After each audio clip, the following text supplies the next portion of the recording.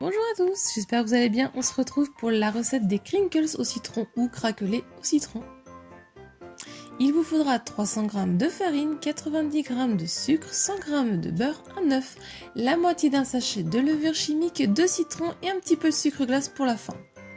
Je commence dans un plat par venir y mettre mes morceaux de beurre qui sont mous, donc sortez-le à l'avance ou passez-le 10 secondes au micro-ondes. Je viens casser mon œuf et je viens l'ajouter dedans.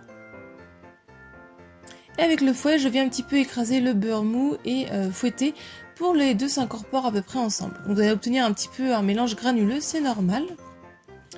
Ensuite, on met ce plat là de côté. On va venir prendre notre citron. Donc roulez-le un petit peu sur votre table pour pouvoir mieux en sortir le jus.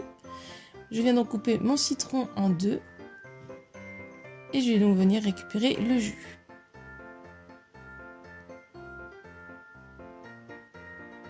Je viens mettre le jus dans mon plat.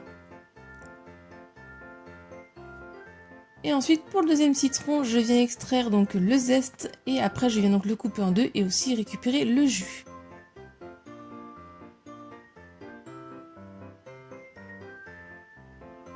On mélange un petit peu avec le fouet.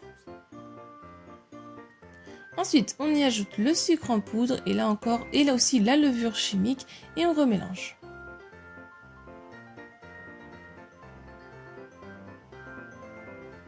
Je viens ensuite ajouter la farine en plusieurs fois et au fur et à mesure je vais mélanger et la pâte va devenir très épaisse.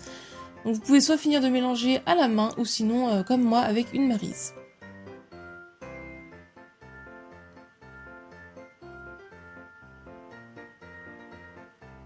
Une fois que vous avez tenu une boule de pâte qui est bien épaisse, on va pouvoir venir la filmer au contact et on met ça 1 heure au frais pour que ça durcisse.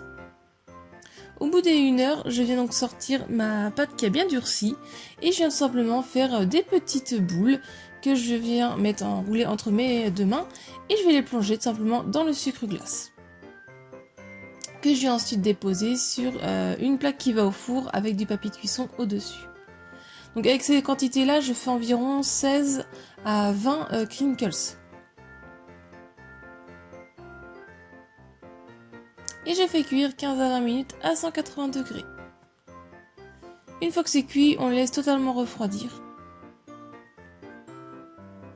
Et ensuite, vous pouvez les déguster et ils se conservent 2 à 3 jours dans une boîte hermétique.